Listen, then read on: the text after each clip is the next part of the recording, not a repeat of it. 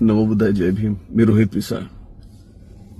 हल्लीच तुम्ही एक माझ्या हल्ल्याविषयी तुम्हाला तुमच्या फेसबुक, इन्स्टा आणि न्यूजमध्येही पाहिलं असेल.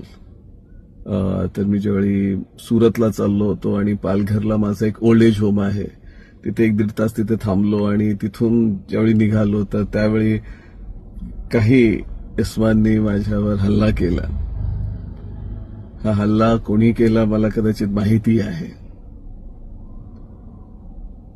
मला एवढंच सांगायचं आहे त्यांना की मला मारल्याने बाबासाहेबांची चळवळ काही थांबणार नाही, अजिबात थांबणार नाही.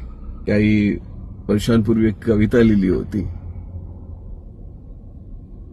की मनूच्या मस्तीवरती रक्ताची गोळी थुंकून तू अजून जिवंत आहेस. ही माती तुला विसरणार नाही.